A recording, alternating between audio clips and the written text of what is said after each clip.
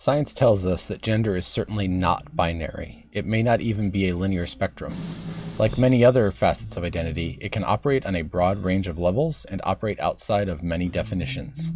And it also appears that gender may not be as static as we assume. At the forefront of this, transgender identity is complex. It's unlikely we'll ever be able to attribute it to one neat, contained set of causes, and there is still much to be learned. But we know now that several of those causes are biological. These individuals are not suffering a mental illness or capriciously choosing a different identity. The transgender identity is multidimensional, but it deserves no less recognition or respect than any other facet of humankind. Those weren't my words. Those were the words of Catherine Wu, a graduate student at the Harvard Biological and Biomedical Sciences program, in an October 25th, 2016 article. Now, my opinion and her opinion and the opinion of others are not definitive without the science to back it up, but that statement is backed by a lot of science in the article, which I will link, and it'll be the first one listed below, called Between the Gender Lines, The Science of Transgender Identity. I'm really in shock that there is this myth that there is not a lot of biological evidence or consensus in the community that transgender is quite real, and probably deserves, if not certainly deserves, to be respected as non-disordered, non-choice sort of thing. This continues my video series where I disagree with Ben Shapiro and his opinions. He's just one example, but I am picking on him because of his intelligence and how he usually covers issues really following the evidence. It's when I see someone like him that I want to know why I disagree, to know if I'm wrong or if he's wrong, because I respect his intelligence and his adherence to facts in most cases. Within this article, there are lots of good things, and I want to link to some of them. One of which is that it says there is evidence people who are transgendered experience exactly the sort of difficult life situations that would likely cause depression, anxiety, and even suicide, suggesting that it's not a direct result of being transgendered, but a result of the way transgendered people are treated. Okay, let's get into some of that research that they point to, as well as some other that I've located. By the way, if you hear the music in the background, I apologize. My girlfriend's band is practicing in the living room, their studio at a fire, and so they're practicing here. She's the drummer, if you hear that. I hope it's not too loud. I will listen to this before putting it up to make sure it's tolerable. So the first study we have here shows that people who are transgendered face a lot of issues in how they are treated by others. Some of the major problems that we know would largely explain depression, anxiety, and maybe even suicide are really major acts of discrimination. And here they find 63% of people who are transgendered in their study experienced very serious discrimination as a result. And you can maybe read the list here yourself, but they say things like loss of job, eviction, physical sexual assault, homelessness, loss of relationship, denial of medical service, and even incarceration. I know there are questions you might have about this study. I will, of course, link to it so that you can see and criticize it. But this is really important. When we notice a correlation between two things, such as transgenderism and depression and suicide, one of the things that everyone involved in this issue admits is important and something to be concerned about, we have to ask ourselves, first of all, is this the only variable that matters? And is the effect of it direct or indirect? People who are against supporting transgender identities imply that the identity is flawed such that they are likely to experience these problems just because they are transgendered, and that it is therefore a disorder, or part of the evidence for being a disorder is this, that it is a direct result of being transgendered. This here provides some evidence of what might be the indirect variables, the things that explain it that are related to being transgendered but not a direct result thereof. In other words, you experience this because you're transgendered, and because you experience these things, then you experience depression, anxiety, and suicide. Certainly a lot more research needs to be done, but because this points to such a large percent, a large increase in problems like depression and suicide also are to be expected. So when we look at this, the best thing to keep in mind is I will continue providing evidence. You can critique this yourself, but in general, it suggests that the amount of discrimination is large, and that provides an explanation for why someone might have negative experiences. What if an even better study would be the one we have here?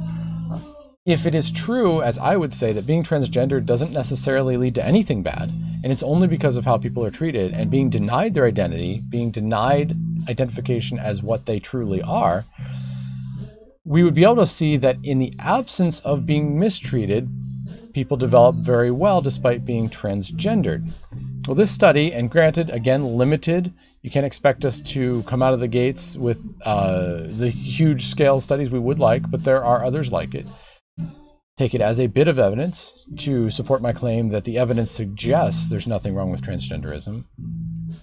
In this study, they looked at children who are supported in their gender identity. That would not mean they don't experience any mistreatment, of course, but in general, they're living with parents and other people in their lives, teachers at school, and friends and family that accept their transition or their alternate identity. What about these children? Are they experiencing problems? Well, according to the study, no. It says that socially transitioned transgender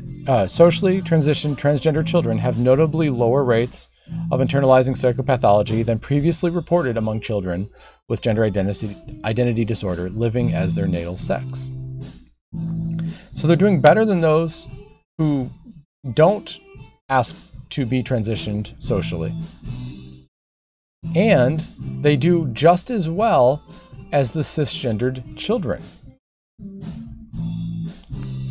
This says what this study adds is that more families are allowing their transgender children to live and present to others as their gender identity. This is the first study to examine mental health in these children, finding that they have low levels of anxiety and depression. There's a lot more details in here. Again, this one's linked.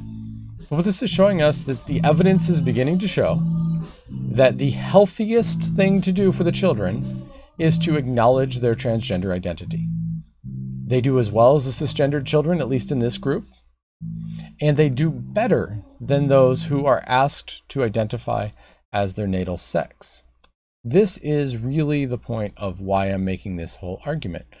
When someone like Ben Shapiro and others says, we're not going to acknowledge that, I respect that from a viewpoint of their belief system and their right to say and do as they wish towards other people. But when it is harming them, and if we can establish that fully, then they need to stop doing it and say, while I disagree, in a public way and anytime law is involved in things, we need to acknowledge rather than deny, because acknowledging seems to be the healthier thing to do. One more study I'll throw into this video is evidence that I haven't supplied before, which is evidence that genetics is involved. And as we've had in previous debates, say with sexual orientation or other things like that, predispositions toward things that are genetic, we tend not to deny are real. And this study, again, very complicated. I may go into it in another video. A couple people have said, yes, actually dive into the statistics. Maybe I will. In general, basically says, yes, there is a genetic link. The specific thing that they found here, looking at odds ratios, there was a genetic component of people that they can observe that led to almost 4 times the odds ratio of experiencing gender dysphoria if they have a haplotype LCA. And there was also a different part of the genetics that were found to actually be associated with a lower risk of gender dysphoria. And that was about 66% of the risk of those who don't have it. So, or sorry, those who do have it. So 66 compared to 100% is fairly weak effect size. The other one, though, where the group with the genetic marker had 3.96 times risk, that's fairly considerable to say you have quadruple the risk of gender dysphoria if these are your genetics. Granted, the confidence interval is pretty broad here, so enough to conclude with 95% certainty that this will be true in the population, but not so much as to be without doubt. So, collecting the evidence, if you've seen my other videos, we've got so much evidence out there showing that activity in the brain, structure in the brain is different for transgendered people versus cisgendered people. Usually matching with their biological sex more than, the reverse, matching more with their identified sex than their biological sex. Now we have studies here saying there are genetic markers for this, as well as enough evidence for mistreatment to account for what we think might be the negative results of being transgendered. It could perhaps just be poor treatment as a result, and not actually just being transgendered, but really a result of being denied that identity. And lastly, one study, and yes, we need more. I've seen others, I may present others, but one study suggesting that in a group they followed, with proper controls, by the way, that the children who were transgendered but acknowledging that identity in their regular daily life were as healthy as cisgender children, and healthier than those who were identifying by their natal sex rather than that which they felt in their brain. So taken together, I think we really need to start considering that the evidence is very, very much pointing on my side to say, look, this is real. It is healthier to acknowledge it. It's not a choice. It is not a disorder, although viewing things as a disorder is always somewhat of a judgment call. So please post your comments, questions, criticism. I actually really appreciate, there have been a lot of wonderful arguments against me. I like those. I will respond to those. I respond to almost all of them, if not all of them. If you want to insult me, I don't care. I haven't deleted a single comment. I don't plan on it. You can say any nasty thing you want. But it's not an argument, and it just kind of shows, makes me laugh a little bit when people just throw out an insult. I mean,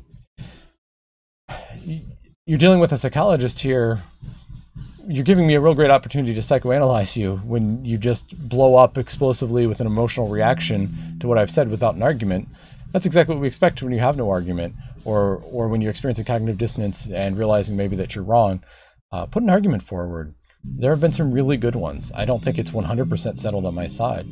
If you do like what I'm saying, please subscribe, and catch me next time on UbiPsych, where I see psychology everywhere. And next time I will see psychology somewhere else.